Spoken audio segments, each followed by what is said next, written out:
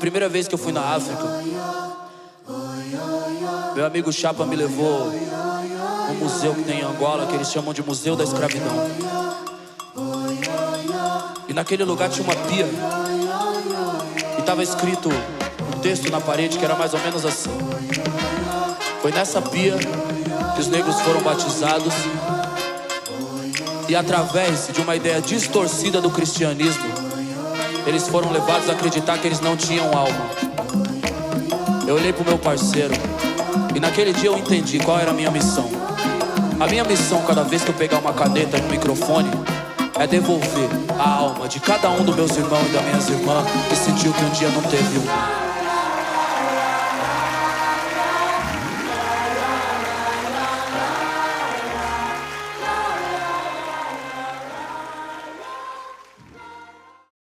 Boa noite a todos. Hoje a gente está aqui gravando o nosso primeiro episódio do nosso podcast chamado Psicolivre. A gente é da turma PBA da Unisul Pedra Branca e hoje a gente vai gravar nosso primeiro episódio que vai abordar o tema sobre negritude.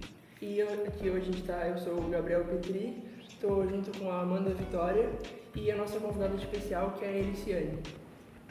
Tá, então hoje a gente vai falar sobre negritude, né? Vamos falar um pouquinho sobre o que é. A negritude é basicamente a gente valorizar, né, a cultura negra, os traços, a valorização da cor, da pele, enfim.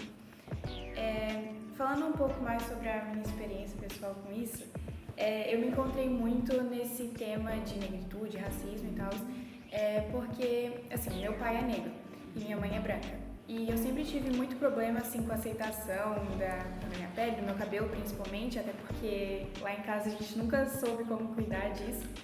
E quando eu comecei a entender um pouco mais sobre esse conceito de negritude, que eu acho muito bonito pessoalmente, assim, eu comecei a aceitar um pouco mais esses traços, né? Eu comecei a ter um processo aí de aceitação. E eu queria saber de ti como foi esse teu processo, porque eu tenho certeza que não foi fácil, assim, sabe? Quando a gente nasce fora dos padrões, a gente sempre tem que ter esse processo de aceitação. E queria saber como é que foi pra ti reconhecer os teus traços. Reconhecer a minha negritude. Boa noite, Gabriel, boa noite, Amanda. Obrigada pelo convite. Me senti muito honrada, porque é para falar de um tema que nos toca profundamente. Então, eu me sinto muito confortável, né? Agora eu me sinto muito confortável. Quando a gente se torna adulto, a gente começa a trabalhar algumas questões. Você falou sobre o seu cabelo, vou começar essa parte. O meu cabelo, ele é totalmente crespo, né? Eu realmente, os meus traços são... Tem pessoas que olham pra mim e dizem, mas você é moreninha, né? A tua boca não é tão grande. Eu falei, ela é grande, é só olhar, né? O teu cabelo, meu cabelo é totalmente crespo. Então, os meus traços, eu vim de uma família que minha mãe é branca. Ela é uma mulher branca, mas o meu pai é um homem negro. Minha mãe disse, minha filha é olhar pra ela e o pai dela, de fato. Contudo, um pouquinho diferente de dentro, você mencionou que dentro da sua casa vocês não sabiam de repente como cuidar do cabelo, isso, aquilo. A minha mãe, pelo fato de ter que nos criar, né, no momento há uma ruptura, e ela pensou, tá, tenho que criar meus filhos, sou a única mulher no meio de 3 homens, como eu vou fazer isso? E ela sempre implantou uma coisa que eu acho muito interessante no meio disso, principalmente para quem tem filhos negros e é de família que é uma mulher branca com filhos negros. Ela sempre disse, você é minha pérola negra. Minha mãe fala até hoje isso é desde pequena, eu escuto. Então eu me senti super valorizada sempre, não por fora, não pela sociedade, mas pela minha mãe. O seu cabelo é lindo, minha filha, o seu cabelo a gente faz os cachinhos. Enquanto isso, os meus irmãos, que irmãos já são, né, falavam, você é a preta de casa, porque socialmente é isso que acontece, né, mas nunca no modo de denegrir, nunca no modo de... Eu sempre me senti muito amada dentro da minha casa, com o total das minhas características, tanto que eu nunca quis alisar o meu cabelo, nunca, não passei por essa experiência. Eu sempre gostei de mim como eu sou. Os meus amigos até falam, Eliciane, quem fala com muita modéstia, eu falo isso, tá? Mas de fato eu sempre gostei de todos os meus aspectos. Mas socialmente na rua, eles sempre foram questionados. Aí sim, só trouxe esse contraponto de dentro da tua casa, como foi um pouquinho diferente da minha, né? Então eu já tive talvez essa aceitação, porque minha mãe soube conduzir um pouquinho melhor no meio disso, conduzia também os meus irmãos, e a gente cresceu se achando, nós somos capazes, nós somos lindos, nós somos perfeitos. Mas, socialmente, ela dizia, a sociedade não trata, e talvez não trate vocês assim. E socialmente eu senti isso o tempo todo, e no meio até de amigos. Uma vez, não sei se eu posso falar aqui, posso? Eu acho que, né, qualquer coisa vocês me cortam se eu me prolongar. Eu tenho uma amiga, minha amiga até hoje. Mas como as pessoas não sabem, a gente vive numa sociedade que é branca, e não sabe, não conhece, né, tanto que o termo raça é isso. Precisaram ter raça, né? Não seres humanos, mas taxar como negros e brancos para prevalecer um domínio que a gente sabe que hoje a gente luta até hoje para quebrar isso.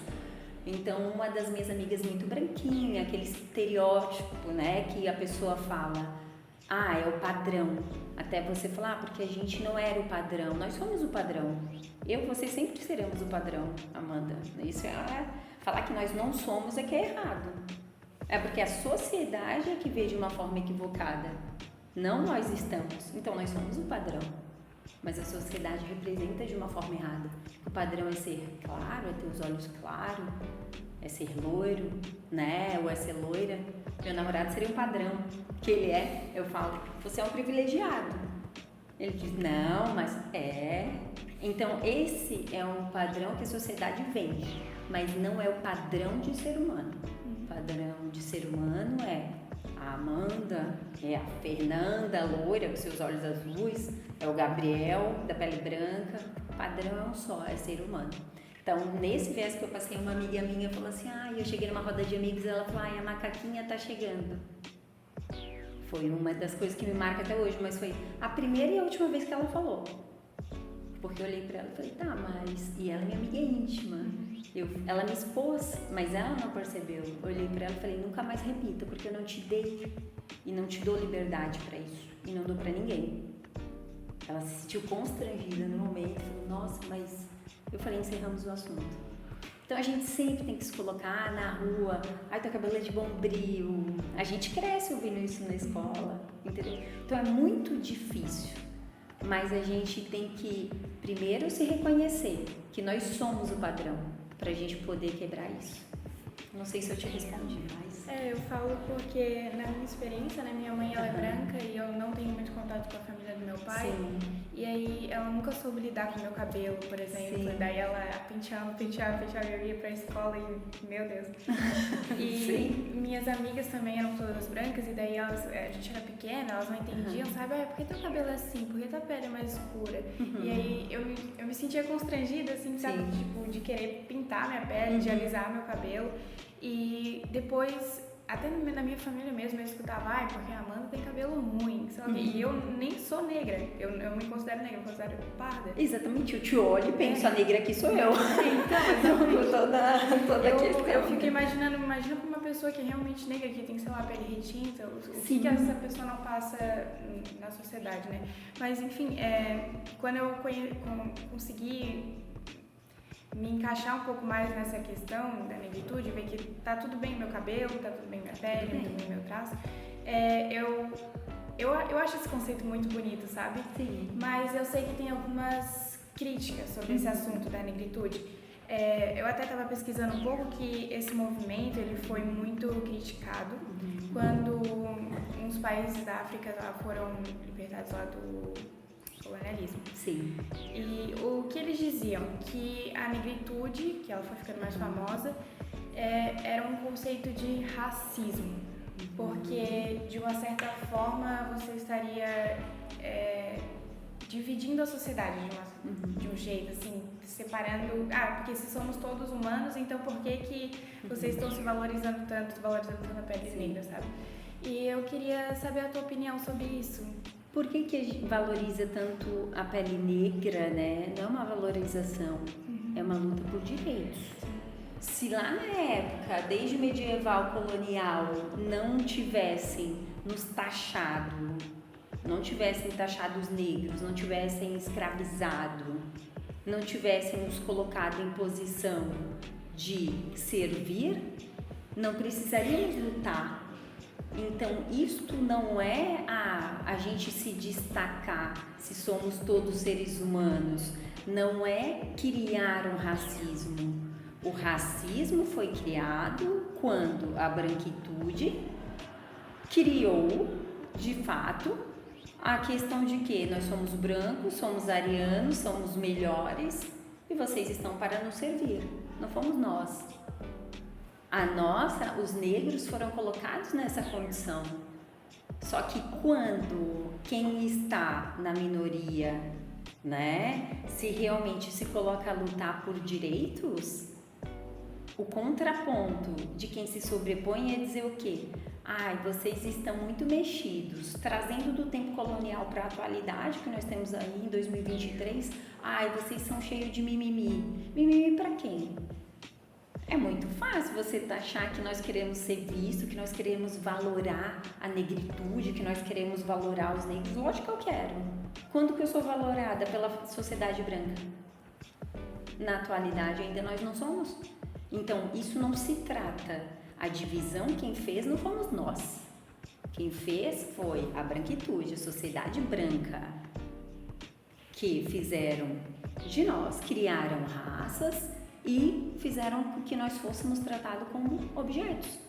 Assim como outras, todo aquele que não era ariano na época, que não era branco, que não era claro, que não era dessa sociedade, pode ser a mulher negra, o homem negro, pode ser o indígena, pode ser o pardo, ele sempre vai ser taxado como, quer ser valorado. É porque quem é branco não precisa lutar por direitos, quem é branco ainda é privilegiado.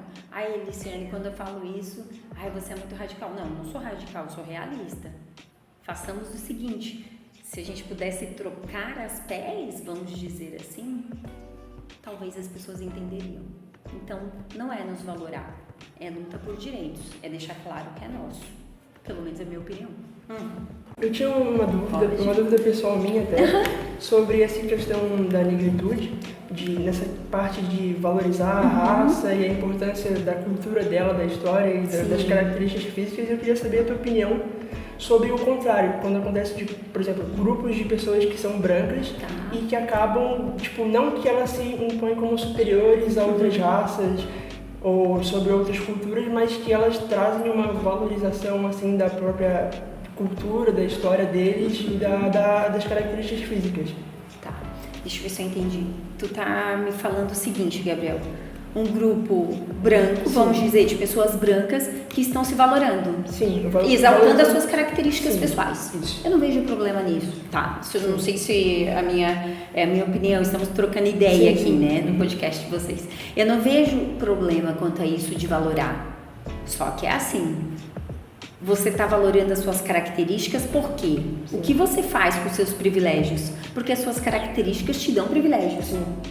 A minha questão não é como você vai valorar, é o que você faz, o motivo dessa valorização que você se dá e como você usa essa valorização, como você usa esses privilégios que você tem. Sim. Porque se você usa isso para não mudar a sociedade que você vive, para não enxergar o contexto em que você vive, e se você usa isso para manter a sociedade que nós temos, Sim. entendeu? E para sobrepor a toda, que seja ao negro, ao indígena, a qualquer tipo ou qualquer outra pessoa, qualquer outra comunidade, isso é um problema. Sim. Porque aí você não está enxergando que sociedade que você vive. Então, nesse sentido, agora você valorizar as suas características, eu acho que como pessoa a gente precisa se valorizar e ser valorado, mas tem que saber como. De uma certa forma, a gente sempre valorizou muito a cultura